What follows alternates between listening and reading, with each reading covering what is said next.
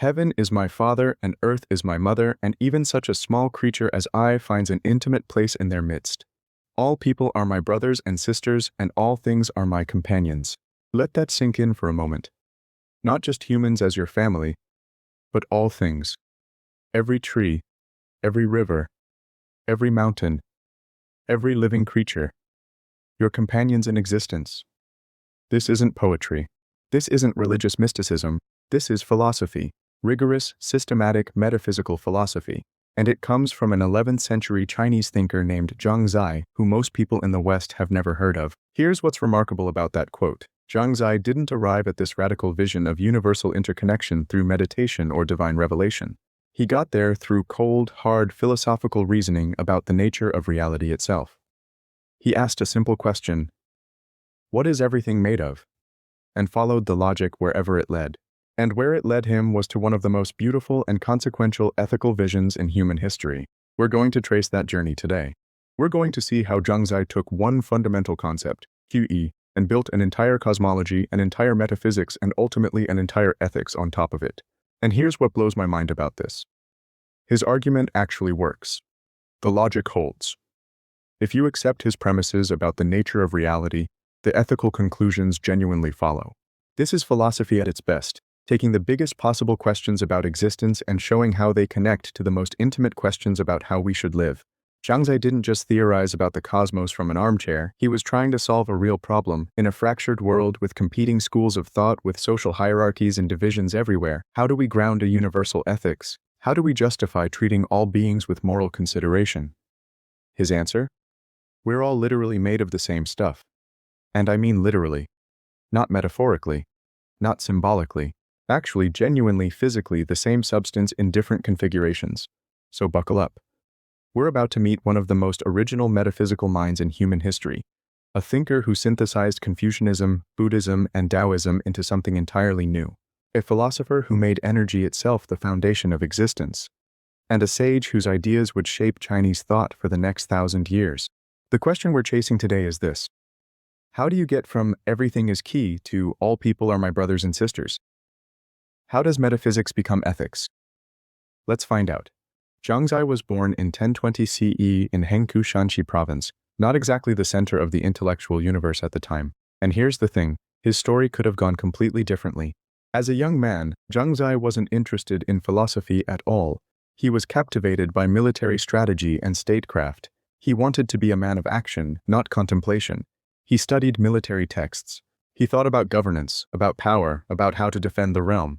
Picture this ambitious young scholar, probably in his early 20s, convinced he's going to make his mark through military brilliance. And then he has an encounter that changes everything. He meets a senior official.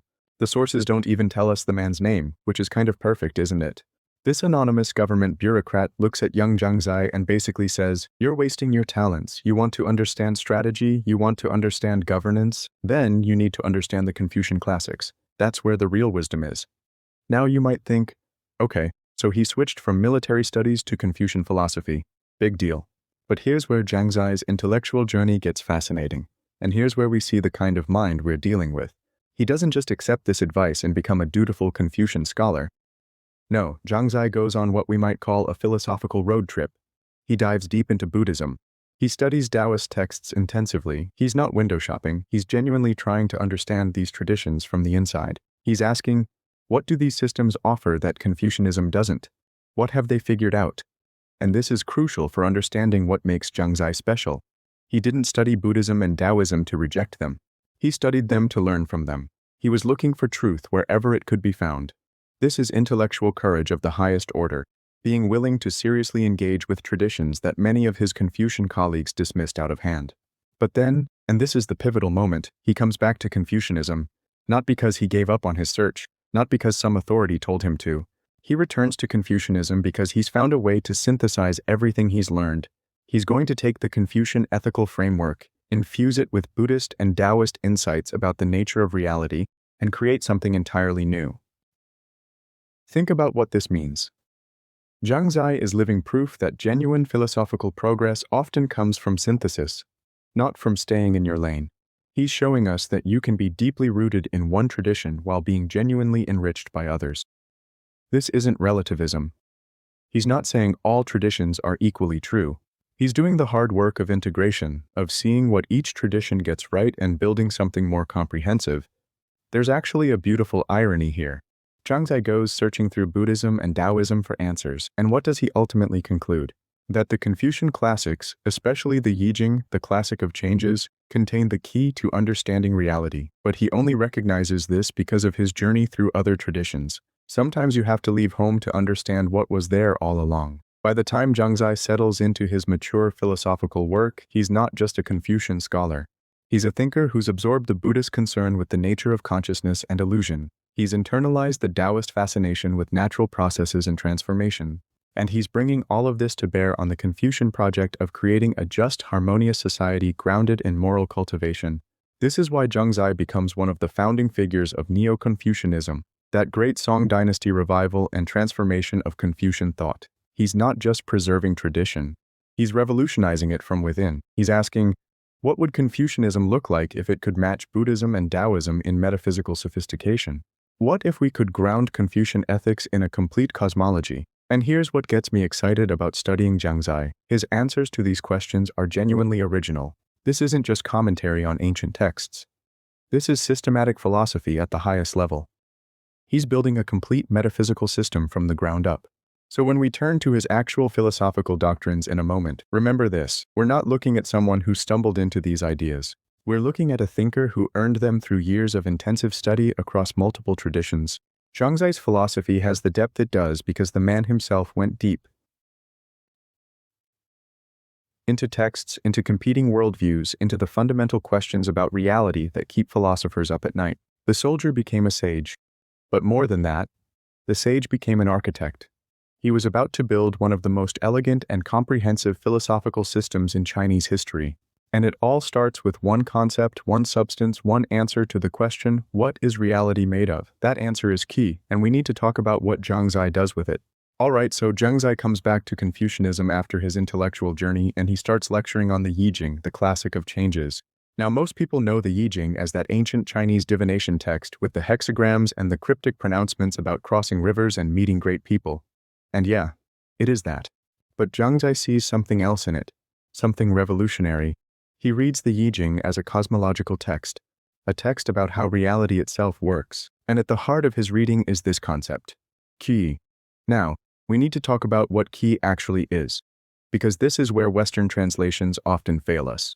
Qi gets translated as vital energy, or life force, or breath, or matter energy. And all of these capture something, but none of them quite nail it. Here's what you need to understand. Qi is the single primordial substance from which everything, and I mean everything, arises. This is Zhang Zai's fundamental metaphysical claim. There is one substance.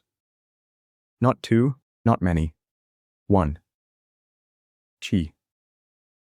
And this one substance accounts for absolutely everything in existence. Matter? That's qi. Energy? That's qi. The force that makes things move? Qi. The stuff that things are made of? Also qi. Yin and yang. Those fundamental cosmic principles of receptivity and activity? Both aspects of qi. Do you see what he's doing here? He's solving one of the oldest problems in philosophy, the problem of unity and diversity. How can the world be both one thing and many things? How can there be fundamental unity beneath all the apparent multiplicity? Zhang Zai's answer: it's all qi, just in different states and configurations. But here's where it gets really interesting, and this is where Zhang Zai shows his genius. He's not proposing some static, unchanging substance. Qi is inherently dynamic. It's constantly in motion, constantly transforming. The I Ching is called the classic of changes for a reason. It's all about transformation, flux, the ceaseless processes of becoming.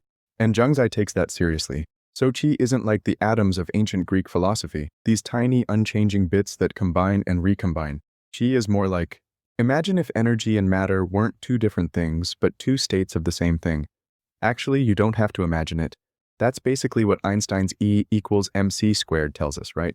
Energy and matter are convertible. Zhang Zai got there 800 years earlier, just using different language. But he goes further than modern physics in one crucial way. Qi isn't just physical. It's also the principle of organization, of pattern, of order. When qi condenses into matter, it doesn't just become random stuff, it becomes structured, patterned, organized stuff. It becomes mountains and rivers and trees and human beings, each with their own characteristic patterns and processes. Now, Zhang Zai grounds all of this in his reading of the Yi Jing. He's looking at those hexagrams, those combinations of solid and broken lines, and he's seeing them as representations of how Qi operates. The solid lines, Yang, represent Qi in its active, concentrated, dynamic state. The broken lines, Yin, represent Qi in its receptive, dispersed, yielding state, and the constant transformation from one hexagram to another. That's the ceaseless transformation of Qi itself. This is why the Yi Jing becomes the cornerstone of his system. It's not just a divination manual, it's a map of reality itself. It's showing you how the one substance manifests in infinite variety, how change is the only constant, how everything is connected through the transformations of Qi. And here's what makes this philosophically powerful. Zhang Zai is giving us a monistic metaphysics. One substance, one reality, one fundamental nature to everything. This isn't dualism, where you've got spirit over here and matter over there, and they're fundamentally different kinds of things that somehow have to interact. This isn't pluralism, where you've got multiple irreducible substances. This is radical monism. Everything is one thing. But it's a dynamic monism. It's not the static, unchanging one of Parmenides or Plotinus. It's a one that's constantly becoming many and then returning to one again. It's unity that expresses itself through diversity. Think about what this means for a moment. If everything is Qi, then there's no fundamental distinction between the spiritual and the material. There's no separate realm of pure forms or eternal ideas. There's no soul stuff that's fundamentally different from body stuff. It's all QI, just in different configurations. This is going to have massive implications for ethics. We'll get there. But first we need to understand exactly how Qi works, because Zhang Zai doesn't just say everything is Qi and leave it at that.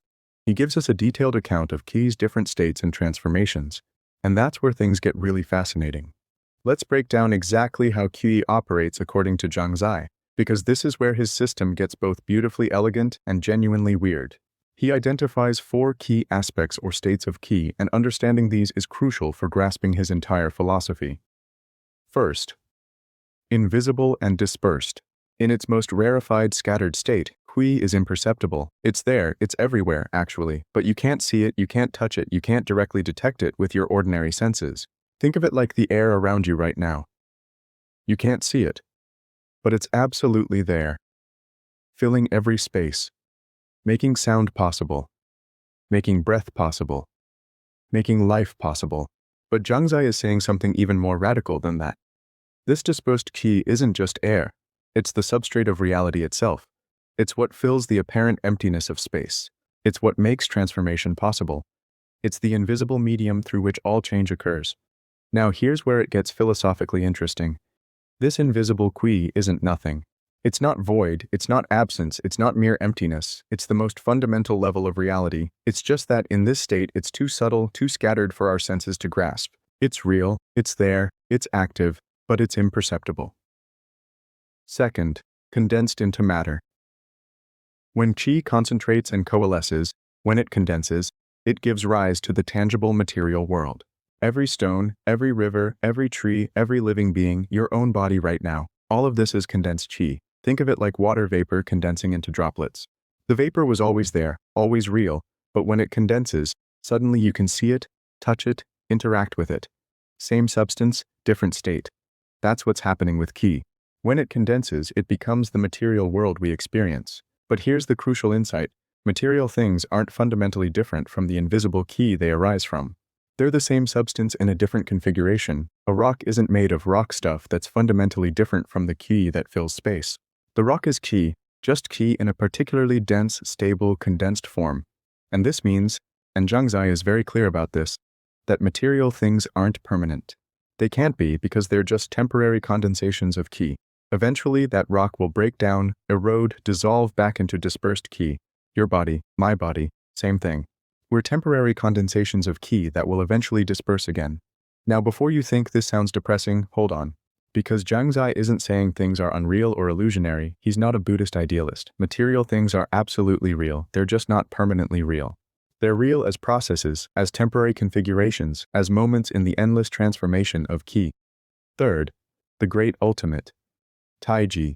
Here's where Zhang Zai makes a move that's absolutely crucial for understanding his system. He identifies qi with taiji, the great ultimate, the supreme and undivided reality underlying all transformation and existence. Now, taiji is a concept that goes way back in Chinese philosophy. It appears in the Yi Jing, and different thinkers interpret it differently, but Zhang Zai's interpretation is distinctive. He's saying the great ultimate isn't some transcendent principle separate from the physical world. It's not out there beyond the cosmos. The great ultimate is qi itself, qi in its totality, qi as the undivided whole. This is monism taken to its logical conclusion. There's no separate realm of ultimate reality. Ultimate reality is right here, in the ceaseless transformations of qi. The great ultimate isn't beyond change. It is change. It is transformation itself. And this has huge implications. It means there's no escape from the physical world to some higher spiritual realm. It means cultivation and enlightenment aren't about transcending material reality. They're about understanding and harmonizing with it. It means the sacred and the mundane aren't two different realms. They're two ways of looking at the same reality. Fourth, eternal flux. And this brings us to the fourth key aspect. All existence is a ceaseless dynamic process, arising, dissolving, and re-arising through the endless transformations of qi. Nothing is static. Nothing is permanent. Everything is in process. But, and this is crucial, this isn't chaos. This isn't random flux. The transformations of qi follow patterns. They have structure. They have regularity. That's what the hexagrams of the Yi Jing are mapping. The patterns of transformation, the regular ways that qi condenses and disperses, combines and separates. So we have order without stasis. We have pattern without permanence. We have structure that's dynamic rather than fixed. This is what makes Zhang Zai's system so elegant. He gives us a way to understand both the stability and the change we observe in the world. Think about a river. Is it the same river from moment to moment? Well, the water is constantly flowing, constantly changing, never the same water twice. But the river as a pattern, as a process, as a structured flow, that persists. That's what Zhang Zai is getting at. Reality is like that river. The substance is constantly transforming, but the patterns persist. Now, here's what I want you to sit with for a moment. If everything is qi, if you and I and the desk and the air and the distant stars are all the same substance in different configurations, what does that mean for how we should relate to each other?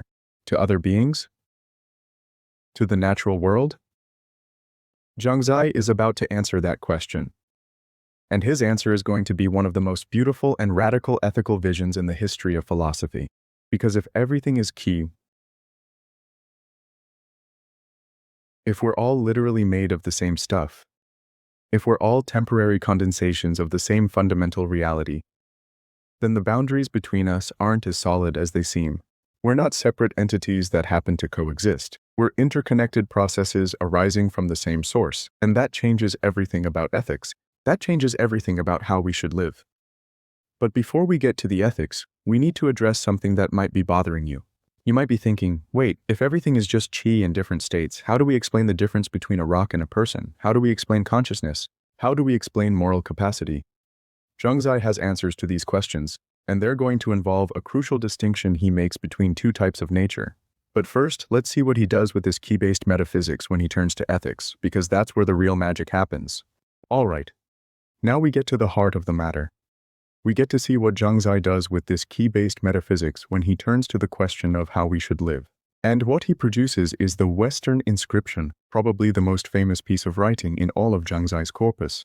Let me read you the full quote again, because now that we understand the metaphysics behind it, it's going to hit differently. Heaven is my father, and earth is my mother, and even such a small creature as I finds an intimate place in their midst.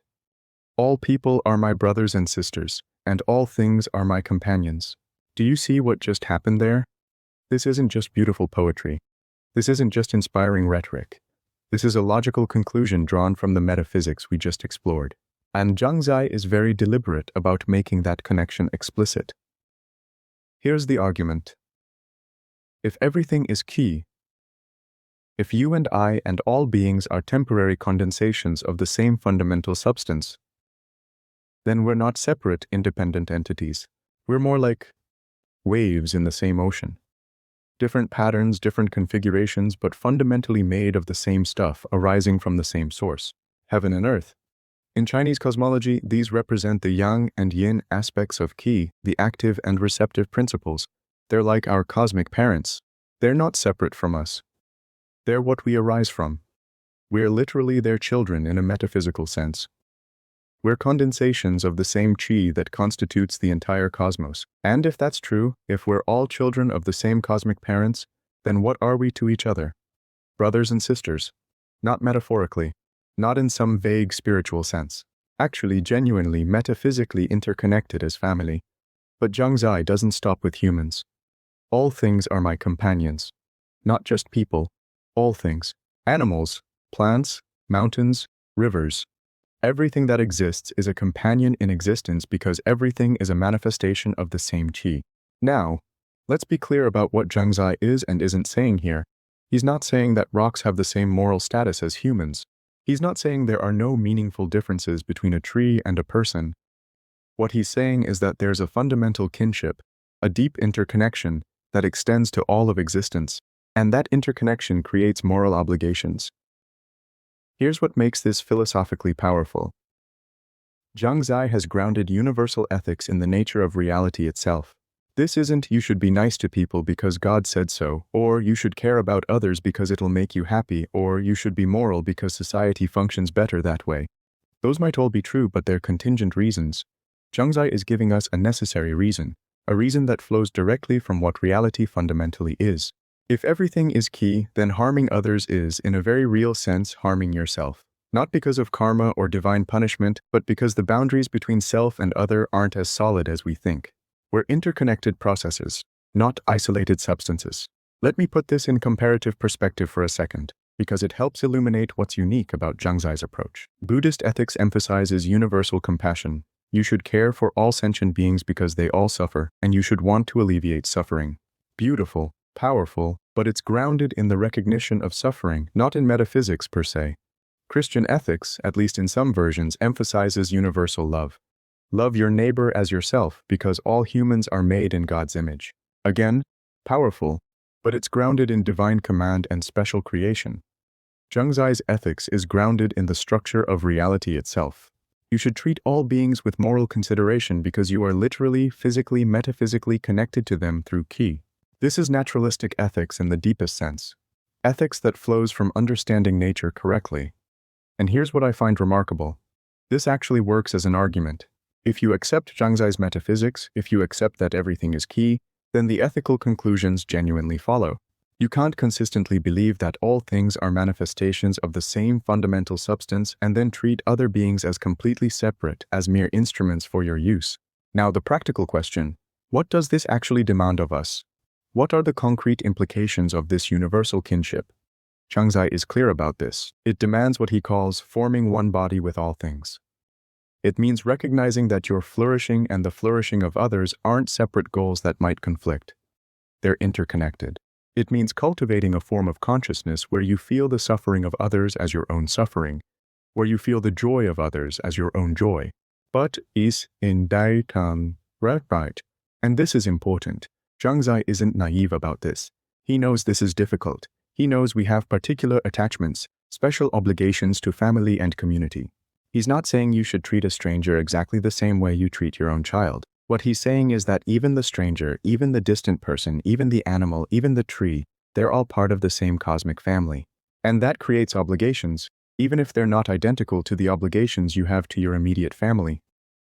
Think about the environmental implications of this for a moment. If all things are your companions, if mountains and rivers are manifestations of the same qi that constitutes you, then environmental destruction isn't just pragmatically unwise, it's morally wrong in a deep sense. It's harming your kin, it's destroying part of the cosmic body you're a part of. Or think about the social implications. If all people are your brothers and sisters, then social hierarchies, class divisions, ethnic conflicts, all of these are in a sense family feuds. They're failures to recognize the deep kinship that underlies apparent differences. Zhang Zai wrote the Western Inscription in 1076 CE. That's almost 1,000 years ago. And yet this vision of universal interconnectedness, this grounding of ethics in the nature of reality itself, feels remarkably contemporary. It speaks to our ecological crisis, to our social divisions, to our need for a philosophical foundation for universal human rights and environmental responsibility. But here's the thing, and this is where Zhang Zai's philosophical sophistication really shows. He knows there's a problem lurking in this system. If everything is key, if we're all manifestations of the same substance, then why do people act differently? Why are some people virtuous and others vicious? Why do we have different moral capacities? This is where Zhang Zai needs to make a crucial distinction. And it's a distinction that's going to influence Neo-Confucian philosophy for centuries. He needs to distinguish between two aspects of human nature, what he calls the original nature and the physical nature, and that's where we're headed next. Because this distinction is going to solve a philosophical puzzle while opening up new questions about cultivation, about moral development, about what it means to become fully human. Okay, so we've got this beautiful metaphysics where everything is key, and we've got this inspiring ethics where all beings are interconnected. But now, we need to face a hard question. If we're all made of the same chi, if we all have the same fundamental nature, then why isn't everyone equally virtuous? Why do people act so differently? This is a genuine philosophical puzzle, and it's not just abstract, it's practical. If you're trying to build a moral philosophy, you need to explain moral failure. You need to explain why good people sometimes do bad things, why cultivation is necessary, why moral development is difficult. Zhang Zai's solution is to distinguish between two aspects of human nature, the original nature and the physical nature. And this distinction is going to become absolutely foundational for later Neo-Confucianism. The Cheng brothers are going to build on it, Zhu Xi is going to systematize it, and it's going to shape Chinese ethical thought for centuries. So let's unpack it carefully. The original nature. The original nature is what Zhang Zai calls our direct endowment from heaven. It's pure, complete, perfect. It's the nature we have simply by virtue of being manifestations of qi in its most fundamental form. It's our participation in the great ultimate, in the cosmic order itself. Think of it this way. At the deepest metaphysical level, you are qi, and qi, in its fundamental nature, is ordered, patterned, harmonious. It follows the patterns of the Yijing, the natural rhythms of yin and yang, the cosmic principles of transformation. Your original nature is that fundamental harmony, that cosmic order, expressing itself through you. This original nature is the same in all humans. It's not something you earn or develop. It's what you are at the most fundamental level. It's your connection to heaven, to the cosmic source, to the ultimate reality of qi. And here's the crucial point. This original nature is inherently good. Not good in the sense of morally praiseworthy. Good in the sense of being aligned with the cosmic order, being in harmony with the way. If you could act purely from your original nature, you would spontaneously do what's right. You wouldn't need rules or effort or moral deliberation, you'd just naturally act in accordance with the cosmic patterns, the physical nature. But, and here's where things get complicated, we don't just have an original nature. We also have what Zhang Zai calls a physical nature. And this physical nature is shaped by our particular bodily constitution, our specific endowment of qi in its condensed material form. See, when qi condenses to form your particular body, it doesn't condense in exactly the same way for everyone. Some people get a constitution that's more yang, more active, more fiery. Some people get a constitution that's more yin, more receptive, more cool. Some people get a balanced mixture. And these differences in physical constitution create differences in temperament, in inclination, in what feels natural to us. The physical nature is susceptible to desires, to distortions, to being pulled away from the harmony of the original nature. It's not that the physical nature is inherently evil. Zhang Zai isn't a dualist who thinks matter is bad and spirit is good. The physical nature is still qi, still part of the cosmic order. But it's qi in a particular, limited, potentially unbalanced configuration. Think of it like this. Your original nature is like a perfect musical note. Your physical nature is like that note played on a particular instrument that might be slightly out of tune, or played in conditions that distort the sound. The note itself is perfect, but the expression of it through this particular physical medium can be imperfect. Now here's what's philosophically brilliant about this distinction. It allows Zhang Zai to maintain his monistic metaphysics while still explaining moral diversity. He doesn't have to say that some people have fundamentally different natures, or that some people lack the original nature. Everyone has the same original nature. We're all manifestations of the same qi. But we have different physical natures, different bodily constitutions, and these create different challenges for moral cultivation. Why this matters for ethics. So what does this mean practically? It means that moral cultivation is about working with your physical nature to allow your original nature to express itself more clearly. It's not about suppressing or denying your physical nature. Remember, that's still key, still part of the cosmic order. It's about refining it, harmonizing it, bringing it into alignment with your original nature. Some people, because of their particular physical constitution, find certain virtues easier than others. Someone with a naturally fiery temperament might find courage easy but patience difficult. Someone with a naturally gentle temperament might find compassion easy but assertiveness difficult. This isn't a moral failing, it's just the reality of having a particular physical nature. But, and this is crucial, your physical nature doesn't determine your destiny. You can cultivate. You can work on harmonizing your physical nature with your original nature. You can, through practice and effort and study, bring your particular constitution into better alignment with the cosmic order. This is why education matters so much in Confucianism. This is why ritual practice matters. This is why studying the classics matters. These aren't just arbitrary cultural practices, they're technologies for harmonizing the physical nature with the original nature. They're ways of refining your particular constitution so that the universal harmony can express itself through you more clearly. The influence on later Neo-Confucianism. Now, I mentioned that this distinction becomes foundational for later Neo-Confucian thought. Let me show you why. The Zheng brothers, Zheng Hao and Zheng Yi, they're going to take Zhang Zai's distinction and develop it further. They're going to connect it to the concept of li, principle or pattern, and argue that the original nature is the presence of heavenly principle in us, while the physical nature is the particular way that principle manifests through our material endowment. Zhu Xi, the great synthesizer of Neo-Confucianism, is going to systematize all of this into a comprehensive framework. He's going to say that everyone has the same li, principle/nature, but different ki, material endowment, and that moral cultivation is about clarifying the ki so that the li can manifest purely. But all of this goes back to Zhang Zai's original insight. We need to distinguish between what we are fundamentally and what we are physically in order to explain both our moral potential and our moral struggles. And here's what I find philosophically satisfying about this. Zhang Zai has given us a way to be optimistic about human nature without being naive. Yes, everyone has the same fundamental goodness, the same original nature, the same connection to the cosmic order. But no, that doesn't mean everyone will automatically be virtuous. We have work to do. We have to cultivate. We have to harmonize our physical nature with our original nature. This isn't original sin, the idea that we're fundamentally corrupted. This isn't blank slate theory, the idea that we're born neutral and shaped entirely by environment. This is something more subtle. We're born with both perfect potential and particular limitations.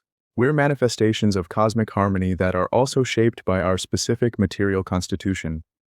And the task of being human, the task of moral cultivation, is to work with what we've been given, to refine our particular nature so that the universal nature can shine through more clearly. You know what? This is deeply practical wisdom, because it means you don't have to beat yourself up for finding certain virtues difficult. Your physical nature might make patience harder for you than for someone else. That's okay. That's not a moral failing. That's just the reality of your particular constitution. But it also means you can't use that as an excuse. You still have the original nature. You still have the capacity for virtue. You just have to work harder at some virtues than others. This is philosophy that actually helps you live. It's not just abstract theory. It's a framework for understanding yourself, for understanding your struggles, for understanding how to grow. But Zhang Zai didn't just leave these insights scattered across various writings. He systematized all of this, the metaphysics, the ethics, the theory of human nature, into one comprehensive work, and that's what we need to look at next. In 1076 CE, Zhang Zai completed what would become his most systematic and enduring work, Zhengmeng, which translates as correcting ignorance or correcting youthful ignorance.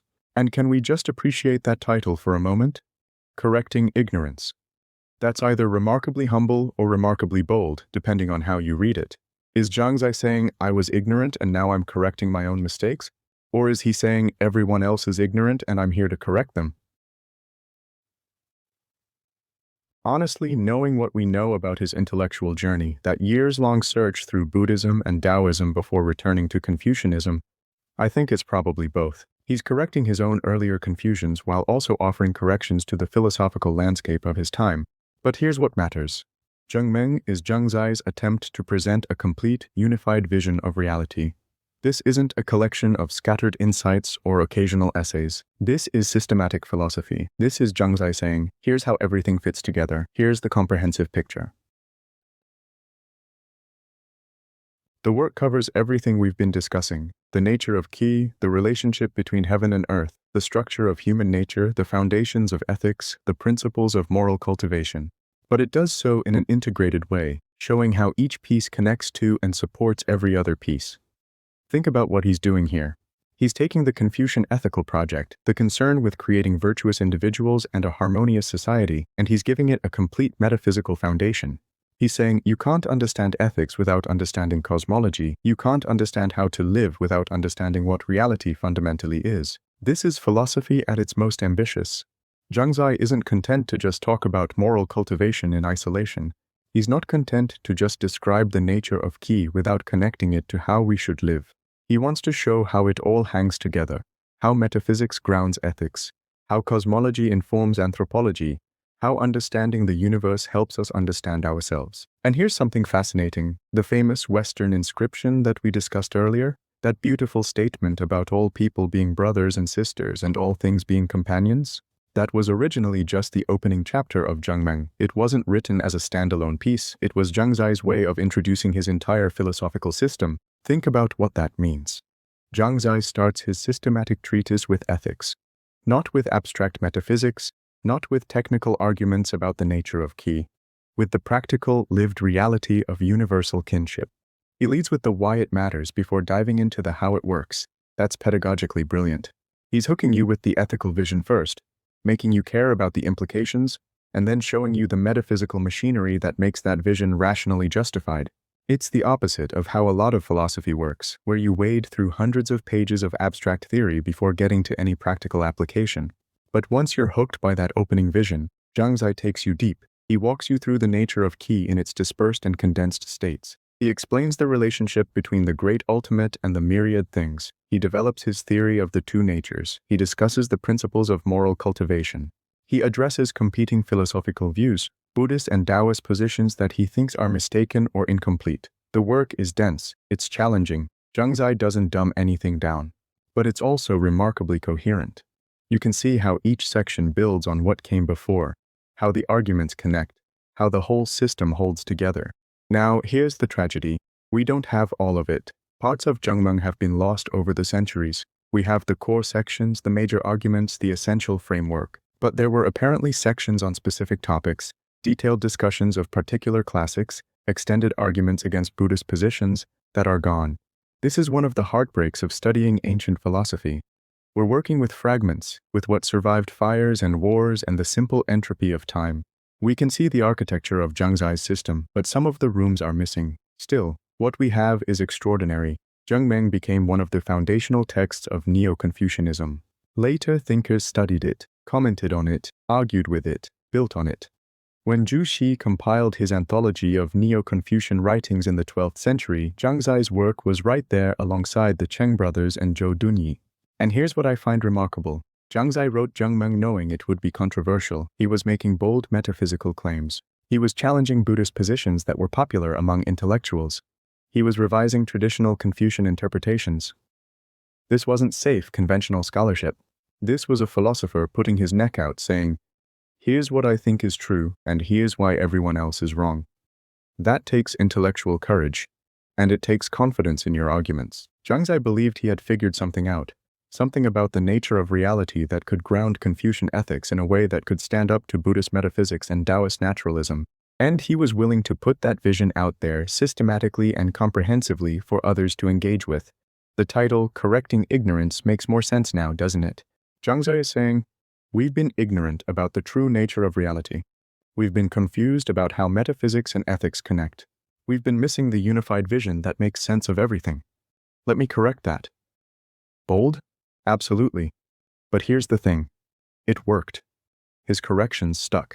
His unified vision became influential. His systematic philosophy shaped how generations of Chinese thinkers understood reality and ethics. And that brings us to the question of legacy. Because Zhang Zai didn't just write an important book, he founded a school of thought, he trained students, he influenced the trajectory of Chinese philosophy for centuries. So let's talk about what happened after Zhang Zai, how his ideas spread, evolved, and became part of the canonical tradition. Zhang Zai died in 1077 CE, just 1 year after completing Zhengmeng. He was 58 years old, and you might think, okay, so he wrote this important book, had some students, made his contribution. End of story. But that's not how intellectual history works. Ideas don't die with their originators. They take on lives of their own, especially when they're as powerful and comprehensive as Zhang Zai's. Here's what happened. Zhang Zai had a group of devoted students who had studied with him, absorbed his teachings, understood his system.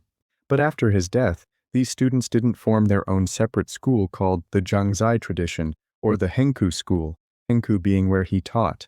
Instead, they were absorbed into the school of the Cheng brothers, Cheng Hao and Cheng Yi. Now, on the surface, this might look like Zhang Zai's independent influence was lost, but actually it's more interesting than that. The Cheng brothers deeply respected Zhang Zai. They saw him as a fellow traveler in the project of reviving and transforming Confucianism. And when Zhang Zai's students joined their school, they brought Zhang Zai's ideas with them. So Zhang Zai's concepts, the Chuai-based cosmology, the distinction between original and physical nature, the vision of universal interconnectedness, these didn't disappear. They got integrated into the broader Neo-Confucian synthesis. They became part of the shared vocabulary and conceptual framework of what came to be called Daoism, the study of the way, or learning of the way.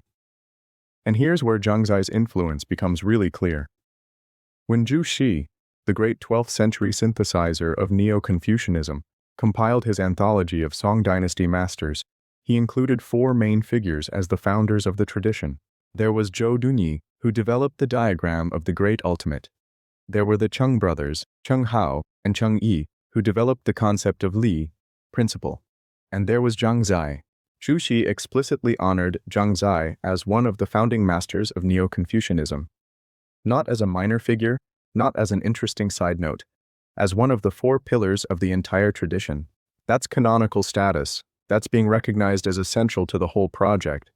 But what exactly did Zhang Zai contribute that made him so foundational?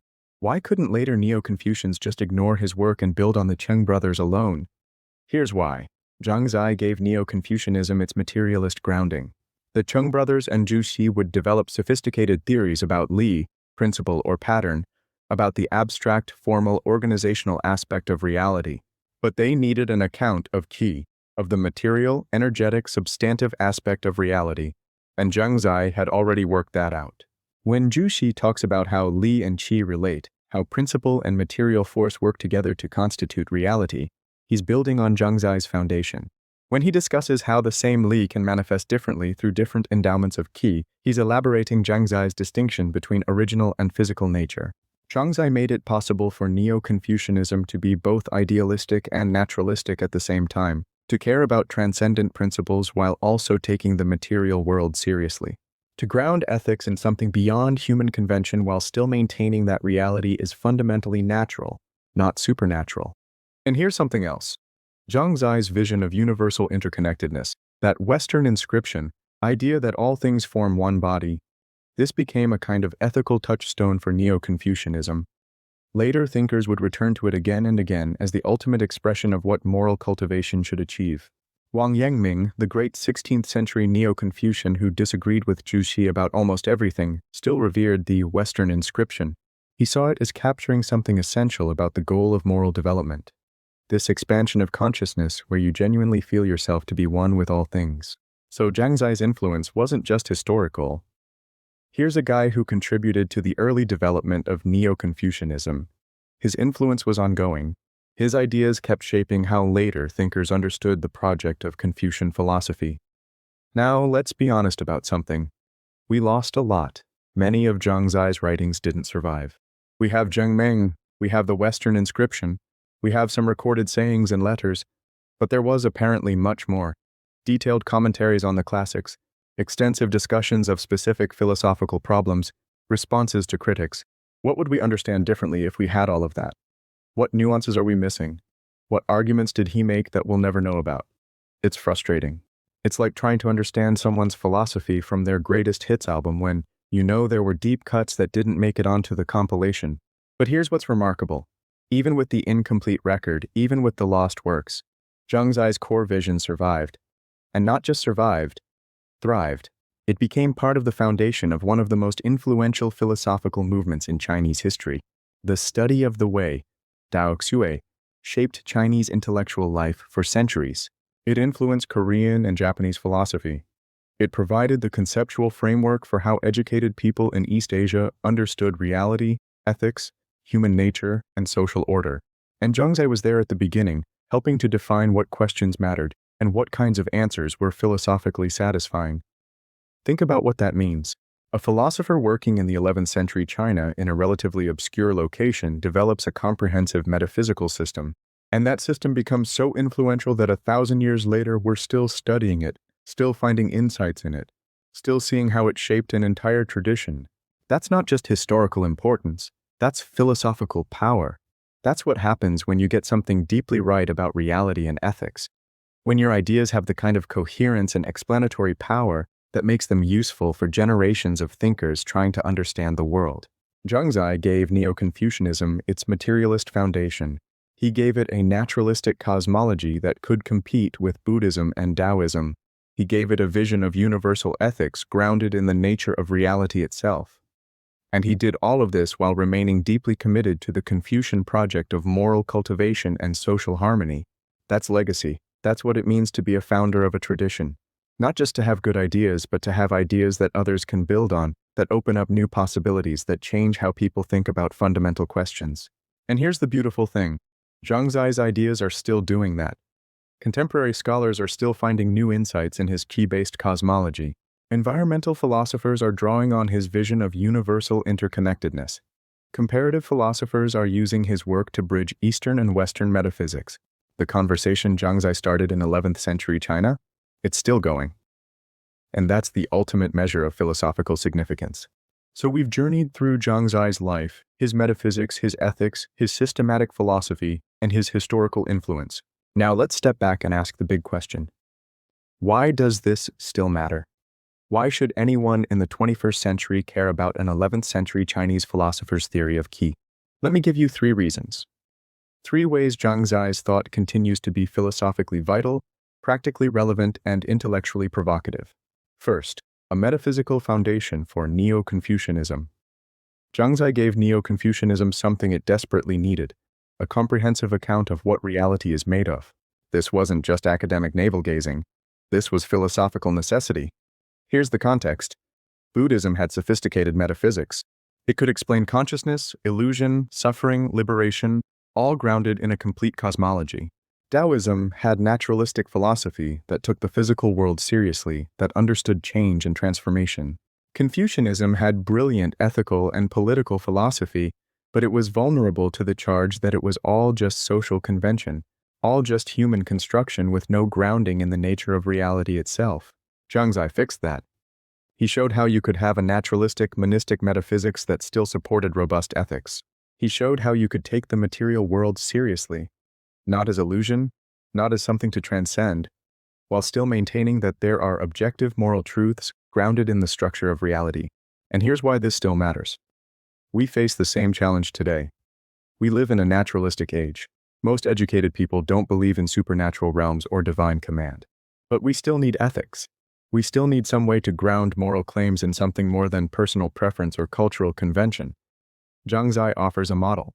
Not the only model, not necessarily the right model for everyone, but a genuine alternative to both religious ethics and pure moral relativism. He shows how you can be thoroughly naturalistic, everything is physical, everything is qi, while still maintaining that ethics is objective, grounded in the nature of reality itself. Contemporary environmental philosophy is rediscovering this. When we talk about intrinsic value in nature, when we argue that ecosystems matter morally in themselves and not just as resources for humans, we're making arguments that resonate deeply with Zhang Zai's vision. We're saying that our kinship with the natural world isn't just sentiment. It's metaphysically grounded in our shared substance, our common origin, our interconnected existence. Second, universal resonance. The vision of interconnectedness. The Western inscription. That vision of all people as brothers and sisters, all things as companions. This continues to inspire scholars, ethicists, and philosophers across cultures and centuries. And it's not just inspiring in a vague, feel-good way, it's philosophically powerful. Think about what Zhang Zai accomplished. He grounded universal human rights in something deeper than political agreement or religious doctrine. He grounded environmental responsibility in something more fundamental than pragmatic concern for our own survival. He showed how ethics could be both universal and naturalistic at the same time. This is remarkably relevant to our current moment. We face global challenges: climate change, pandemics, economic inequality, mass migration, that require universal ethical frameworks. We need ways to talk about obligations to distant strangers, to future generations, to non-human nature. But we also live in a pluralistic world where we can't assume shared religious commitments. Zhang Zai's approach, grounding universal ethics in the fundamental interconnectedness of all things, offers a way forward. It doesn't require you to be Confucian. It doesn't require you to accept any particular religious tradition. It just requires you to take seriously what it means that we're all part of the same physical reality, all arising from the same fundamental processes. And there's something psychologically profound here, too. Zhang Zai understood something about human flourishing. We're happier, more fulfilled, more at peace when we recognize our connection to something larger than ourselves, not by losing ourselves in some mystical union, but by clearly seeing the actual physical, metaphysical interconnections that constitute reality. Contemporary psychology is rediscovering this. Studies on well-being consistently show that people who feel connected to nature, who feel part of something larger than themselves, who have a sense of kinship with other beings, these people are happier, healthier, more resilient. Zhang Zai knew this 900 years ago. He built an entire philosophical system around it. Third, shaping a tradition, the intellectual legacy. Zhang Zai was a pivotal figure in Song dynasty thought, and his influence rippled forward through centuries. But here's what's fascinating. His influence wasn't just about specific doctrines that later thinkers accepted. It was about defining what questions mattered, what kinds of answers were philosophically satisfying, what a complete philosophical system needed to include. After Zhang Zai, you couldn't do Confucian philosophy without addressing metaphysics. You couldn't just talk about ethics and politics and ritual. You had to explain how these connected to cosmology, to the nature of reality itself. Zhang Zai set the agenda.